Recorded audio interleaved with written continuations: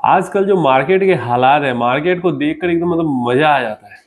मजा आ जाता है, और खासकर गोल्ड सिल्वर को देखकर तो और ज्यादा मजा आ जाता है। चलिए मार्केट के बारे में बात करेंगे, बट एक अपडेट आपको दे दूं सिल्वर के बारे में। आज एमसीएक्स पे सिल्वर ऊपर था, एमसीएक्स पे सिल्वर आज पॉजिटिव में गया है, लेकिन जो ईटीएफ्स है सिल्वर के, वो 6% से लेकर 8% तक अलग अलग एएमसी के सिल्वर ईटीएफ्स 6% टू 8% तक क्रैश किए। एक दिन में 6 से 8% तक क्रैश कर गया। क्यों क्रैश कर गया? अभी कुछ दिन पहले कैसे हमने देखा था कि एमसीएक्स पे सिल्वर निगेटिव में गया था, लेकिन ईटीएफ सिल्वर के जो है वो 9% 8% पॉजिटिव में जंप कर गए थे एक ही दिन में। तो यही होता है डिमांड सप्लाई का गेम ईटीएफ के अंदर में, और बबल बनता भी ऐसे ही है और बबल फटता भी ऐसे ही है।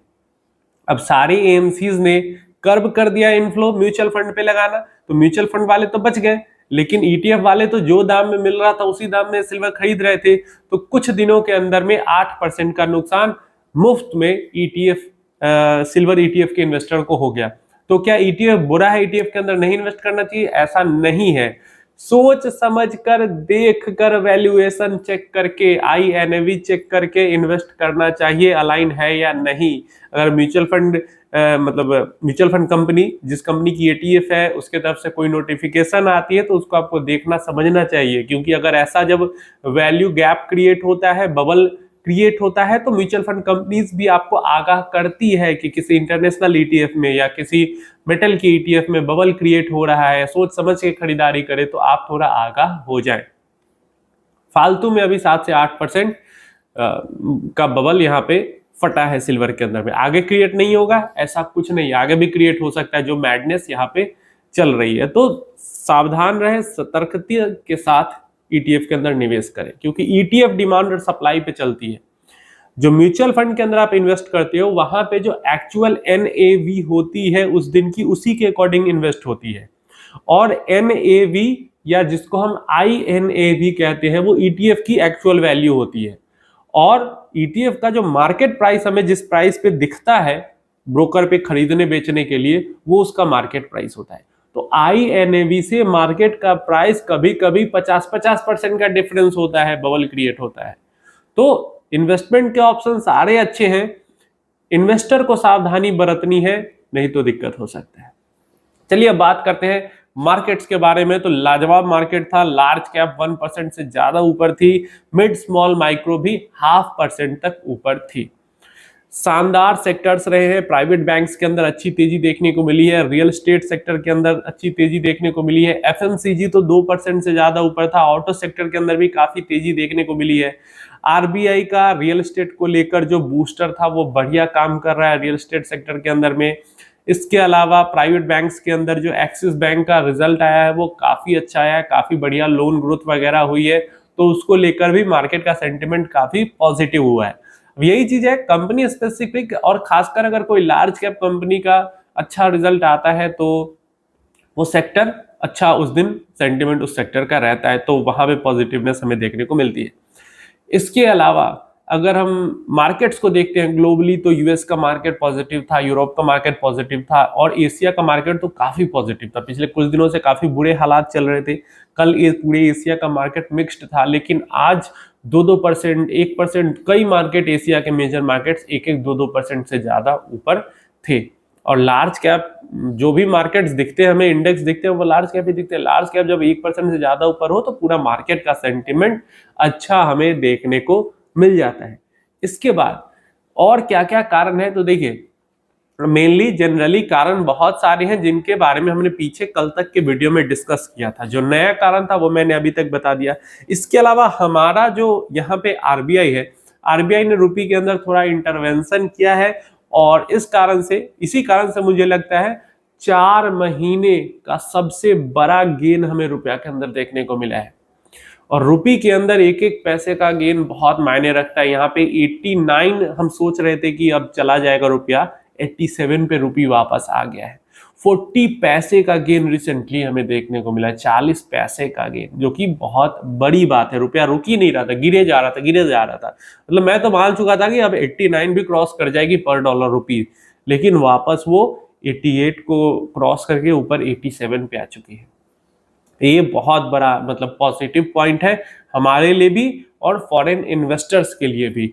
रुपया वापस आता है, ऊपर आता है, रुपया स्ट्रांग होता है तो उससे फॉरेन इन्वेस्टर्स का रिटर्न बेटर होता है। और इसी कारण हम देख रहे हैं पिछले कुछ दिनों से, मतलब इसी कारण नहीं, जो मिले जुले ये कारण है, आईएमएफ ने भी, वर्ल्ड बैंक ने भी, रुपया भी स्ट्रांग हुआ, तो मिले जुले कारण सब कुछ मिलके हो रहा है कि थोड़ा सा एफआईआई जो है वो सेलिंग कम कर रहे हैं, मैं कहूँ, या क्योंकि कुछ करोड़ की बाइंग को तो मैं यही कहूंगा कि सेलिंग कम कर रहे हैं, बाइंग बहुत ज्यादा कर रहे हैं ऐसा तो मैं नहीं कह सकता। डीआईआई बाई अच्छा कर रहे हैं, एफआईआई ने सेलिंग यहाँ पे करना रोका है। अमेरिका की अगर हम बात करते हैं तो अमेरिका के रुख और सुर दोनों बदलते हुए दिख रहे हैं। जो अमेरिकी एडमिनिस्ट्रेशन की तरफ से इंडिया के बारे में बार बार उल्टी सीधी चीजें आ रही थी, यहाँ पे वहां उधर अमेरिकी एडमिनिस्ट्रेशन की तरफ से इंडिया के लिए कहा जा रहा है कि इंडिया को अमेरिका के साथ आना चाहिए और ये जो रेयर अर्थ मिनरल को कर्ब कर रही है, उसको प्रोटेक्ट कर रही है चाइना, तो यहाँ पे चाइना वर्सेस वर्ल्ड ये बनाने की, ये हवा बनाने की अमेरिका कोशिश कर रहा है। हो उल्टा रहा है, चाइना सिर्फ अमेरिका को टारगेट कर रहा है, सिर्फ अमेरिका को नहीं देना चाहता रेयर अर्थ मिनरल, लेकिन अमेरिका जो कहानी बनाना चाह रहा है वो ऐसा चाह रहा है कि चाइना किसी को नहीं देना चाहता। जैसे हमने पीछे ही मैंने आपको एक अपडेट दी थी कि चाइना ने कहा है इंडिया को कि हम इंडिया को देंगे रेयर अर्थ मिनरल, लेकिन इंडिया उसको अमेरिका को नहीं बेचेगा। तो ये चीज हो रही है, ऐसा नहीं कि चाइना किसी को नहीं दे रहा, चाइना जानबूझकर अमेरिका को नहीं दे रहा, क्योंकि भाई अब अमेरिका तो कोई ट्रंप साहब तो आराम से बैठे नहीं हुए, वो भी तो परेशान कर ही रहे हैं दूसरे कंट्रीज को, तो चाइना भी परेशान कर रहा है। क्योंकि ठीक है, इंडिया अभी चाइना के जितना स्ट्रांग मैं कहूंगा इकोनॉमिक लेवल पे, या चाइना के पास जितना प्राकृतिक संसाधन है उतना ज्यादा इंडिया के पास संसाधन नहीं है, तो चाइना अमेरिका से टक्कर ले पाता है, उस लेवल का टक्कर अमेरिका से इंडिया का लेना मुश्किल है। तो इंडिया अपना शांति से भाई बैठा हुआ था, बोलो जो बोलते रहना है बोलते रहो, कोई फर्क नहीं पड़ता, कुत्ते भौंकते रहते हैं, इस टाइप का इंडिया बिहेव करता है कि भाई भौंको जितना भौंकना, इंडिया को फर्क नहीं पड़ता। लेकिन चाइना है एग्रेसिव, अब चाइना के ऊपर थोड़ा सा भी इधर उधर अमेरिका करने की कोशिश करता है, अमेरिका को नीचे बिठा देता है चाइना। तो ये हाल, अब कहाँ ट्रंप चाइना आ रहे थे सी जिनपिंग को समझाने की भाई तुम सोयाबीन खरीदो मेरा, अब ऐसा हुआ कि अब वो सब चीजें कैंसिल हुई और टैरिफ वॉर अलग शुरू हो गया। तो ये परेशानी हो रही है और अमेरिका ये हवा बनाने की कोशिश कर रहा है। इसके बाद जो ट्रंप है उन्होंने कहा है कि माय फ्रेंड मोदी जी से बात हुई है ट्रंप की, और मोदी जी ने कहा है कि वो रशियन ऑयल परचेज नहीं करेंगे। भाई हंसी आती है सब चीजें। और ये क्लेम के ऊपर राहुल गांधी भी बहुत सारे सवाल कह रहे हैं कि भाई डर गया अमेरिका से, तेल नहीं खरीद रहे। भाई बोलने को बहुत कुछ कहते हैं, इतने इतने मतलब ये 2022 में स्टार्ट हुई थी लड़ाई, 23 गया, 24 गया, 25 गया, और 25 छोड़ो, इधर तो कम से कम 8-10 महीने से लगातार फोर्स किया जा रहा है इंडिया को। क्या इंडिया ने ऑयल इंपोर्ट करना बंद किया रसिया से? नहीं किया।